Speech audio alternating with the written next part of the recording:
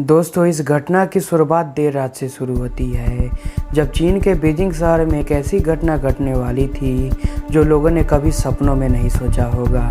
रात के करीब 11 बज रहे होते हैं। रोज की तरह एक महिला अपने घर जाने के लिए बस का इंतजार कर रही होती है। उस रूट की आखिरी बस का इंतजार कर रही होती है। उस महिला का घर बहुत सुनसान जगहों से होकर गुजरता था। चीन के बीजिंग शहर में एक ऐसी घटना घटने वाली थी जिसके वजह से लोग रात में सफ़र करना बंद करने वाले थे। चीन के बीजिंग शहर में एक ऐसी हॉरिफिक घटना घटने का दावा किया जाता है जिसके वजह से आज भी देर रात में लोग बसों में सफ़र करने से डरते हैं। करीब 2 दशकों से भी ज़्यादा समय से रूट 375 भूतिया बस की कहानी सुनाती जा रही है। बीजिंग की वेबसाइट समेत कई अंग्रेजी वेबसाइट पर कहानी वायरल है, पर जो भी इस कहानी को सुनता है उसकी रूह कांप जाती है।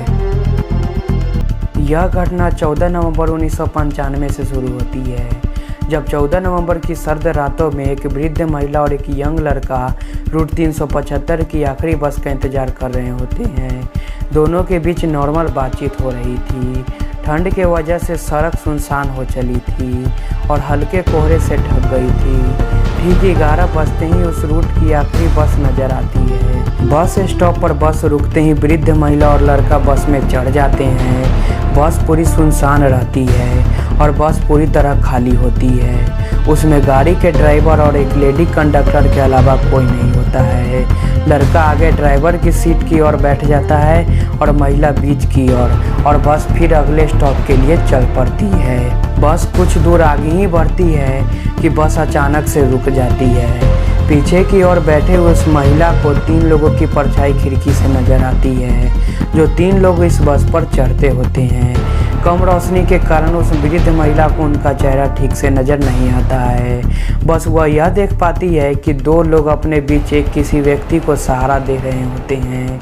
उस व्यक्ति का सिर नीचे झुका होता है। उस वृद्ध महिला को लगता है कि शायद वह व्यक्ति किसी नशे में है। बस फिर चल पड़ती है और सुनसान रास्तों के साथ बस में भी शांति हो जाती है।